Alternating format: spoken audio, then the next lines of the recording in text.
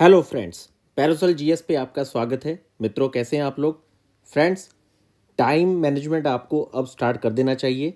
देखिए, दो चीज़ें जो आपको बहुत ही सही दिशा में रखेंगी। पहला स्ट्रैटेजी, दूसरा आपका स्ट्रैटेजी के अकॉर्डिंग आपका एक शेड्यूल होना चाहिए जिसमें आप अपने सारे सेक्शन तय करें। जिन विद्यार्थियों का प्रारंभिक परीक्षा हो गया है, उन्हें ये नहीं सोचना चाहिए कि अभी उनके पास बहुत ज़्यादा समय है, क्योंकि देखिए जो कंपटीशन है वो यहाँ पर 21,500 लोगों में है और जो सिलेक्शन होना है वो कैटेगरी वाइज टोटल कंप्लीट आपके टोटल जो स्टूडेंट है 2,000 के आसपास उनका ही सिलेक्शन होना है। बाकी 19 से 19,500 को दोबारा फिर से प्रारंभिक परीक्षा में बैठना है। और जो लोग जिनका मेंस बहुत अच्छा तैयार था, प्रारंभिक परीक्षा में उनका नहीं हुआ, आप लोगों को भी अपने समय को अब स्टार्ट करना पड़ेगा। देखिए, बीपीएससी अब आपके सामने जून में उत्तराखंड का आपकी प्रारंभिक परीक्षा है। अगर आप नहीं देना चाहते, आपका फोकस सिर्फ और सिर्फ बिहार है, तो आप अपने पूरे मेंस को बहुत अच्छे से तैयार करिए और बीपीएससी कंडक्टेड जो बाकी भी एग्ज़ाम्स हैं उन्हें फोकस कर सकते हैं। बाकी इसके साथ अगर किसी के पास अटैम्प्ट हैं यूपीएससी के और आगे यूपी पीसीएस की जो आपकी प्रारंभिक परीक्षा है वो तो अक्टूबर में जा चुकी है, तो बीच में जो आपके स्टेट पीसीएस का एक अच्छा एग्ज़ाम है वो आपको उत्तराखंड यहाँ पर है। बाकी अगर आपका टारगेट सिर्फ और सिर्फ बीपीएससी है, तो आपको देखिए मेंस के पूरे सेक्शन को बहुत अच्छे से तैयार करना चाहिए। आपको एक अपनी स्ट्रेटजी बनानी चाहिए कि जो आपका GS1 है, GS2 है, इसको आपने किस तरीके से डील करना है। और ख़ास तौर पे यहाँ पे सबसे बड़ी कठिनाई क्या है कि स्टूडेंट जो आपका आर्ट एंड कल्चर है, इसके क्वेश्चंस को आप पढ़ तो लेते हैं, कंटेंट बहुत अच्छा, लेकिन प्रेजेंटेशन के लेवल पे ये बहुत अच्छे से आप लोग प्रेजेंट नहीं कर पाते। क्योंकि जब हम बात करते हैं आर्ट एंड कल्चर की, तो जहाँ पे आपको कई सारे मैप्स, डायग्राम, फ्लो चार्ट्स वगैरह देने होते हैं, क्योंकि आप नहीं देंगे तो दूसरा विद्यार्थी यहाँ पर कई सारे अच्छे डायग्राम इस्तेमाल करके बहुत अच्छे अंक ले लेगा। दूसरी बात है कि पेपर 2 पूरा अप्लाइड है, उसमें बेसिक कॉन्सेप्ट के साथ अगर आपका करंट अफेयर बहुत अच्छा नहीं है तो आप बहुत अच्छे अंक नहीं पाएंगे। टेलीग्राम चैनल पे हमने आपके बेसिक टॉपिक के से जुड़े हुए करंट के कंटेंट को प्रोवाइड करने की इनिशिएटिव हमने स्टार्ट कर दी है। मैं सिर्फ आपसे 6 फरवरी तक का समय ले रहा हूँ। 6 फरवरी के बाद बीपीएससी के प्री, मेंस और ख़ास तौर पे आपके आंसर राइटिंग एनरिचमेंट पे जिस लेवल का भी आपको कंटेंट चाहिए, सारा मैं टेलीग्राम पे और यूट्यूब पे आपको प्रोवाइड करूँगा सिस्टमैटिक तरीके से। और अभी हमने जो आपको स्लाइड देना शुरू किया है, आप बहुत अच्छे से उसको डायरी में राइट डाउन करते रहें, क्योंकि निश्चित रूप से इससे आपके कई सारे अंक बढ़ेंगे। मित्रों देखिए, आप अगर सिविल तैयारी में हैं, जहाँ तो आप अपने भाग्य को कोसते रहें, सिस्टम को करप्ट या फिर इसे बेकार और गंदा समझते रहें, या फिर आप लोग स्टैंड लें अपने लिए और पढ़ना स्टार्ट करें। ये एक लेक्चर है, आपको बकैती भी लग सकती है, पर ये सच्चाई है जीवन की कि आप जहाँ पर भी खड़े हैं वहाँ से उठ के आगे बढ़ने में ही आपको सफलता मिलेगी। आपके बैठे रहने से, आपके शौक मनाने से आपको सफलता या सिलेक्शन नहीं मिलेगा।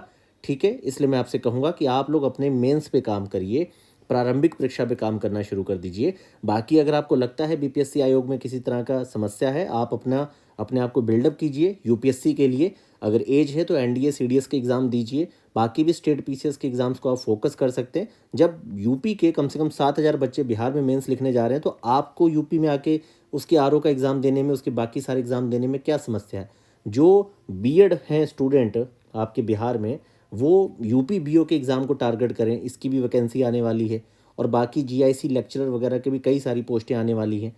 तो इस तरह से आपको, जब आपके पास कंटेंट है जीएस का, तो आप उसे जहाँ भी आप अच्छे से यूज़ कर सकते हैं वहाँ पर आपको उसे इस्तेमाल करना चाहिए। बिहार के स्टूडेंट को झारखंड का एग्ज़ाम बहुत सीरियस देना चाहिए, क्योंकि लगभग वहाँ पे भी आपको बढ़त मिलेगी तैयारी के दौरान। तो इस तरीके से आप लोग अपनी तैयारी को स्टार्ट करिए और अपनी एक सही स्ट्रैटेजी के अकॉर्डिंग एक अपना शेड्यूल बनाइए। मैं आपसे कहूँगा कि इस समय प्री कम मेंस की अप्रोच बहुत अच्छी है। जिन भी स्टूडेंट्स की आपके प्रारंभिक परीक्षा का एग्ज़ाम नहीं निकला, इनके लिए शेड्यूल में प्री कम मेंस की अप्रोच सबसे अच्छी है। और प्री में आप कुछ मत करिए, आप इस तरह की कॉन्सेप्ट रखिए कि जैसे आप मान लीजिए आपको फैक्ट और कॉन्सेप्ट दो लेवल पे काम करना है, तो फैक्ट के लिए आपने लूसेंट जैसी किताब या जो आपका और भी सोर्स है आपने उसे बहुत अच्छे से पढ़ना है। कॉन्सेप्ट के लिए क्या है कि आप मेंस की अप्रोच बनाइए, मेंस में ही आप प्रीलिम्स वाली जो कॉन्सेप्ट है वो भी सारी तैयार करते रहिए। और अपनी आंसर राइटिंग और सेक्शन वाइज आपके लगभग जो 200 टॉपिक हैं, इसका नोट्स बना लीजिए। क्योंकि पहले बिहार में आपको 5 से 6 प्रश्न लिखने होते थे, लेकिन अब आपके प्रश्नों की संख्या बढ़ चुकी है। आपको 10 तो शॉर्ट ही क्वेश्चन लिखने होते हैं और 4 लॉन्ग क्वेश्चन के आंसर देने होते हैं। तो मित्रों, आप लोग थोड़ा तरीके से अपना सारा सेक्शन अच्छे से देख के अपना स्टैंड लीजिए। एक अच्छी स्ट्रैटेजी के आलोक में एक अच्छा शेड्यूल बनाइए और उसे फॉलो करिए, निश्चित रूप से आपको सफलता मिलेगी। बाकी देखिए, जो सिलेक्शन है वो मैं आपसे कहना चाहूँगा कि काफ़ी टफ और कठिन पथ है।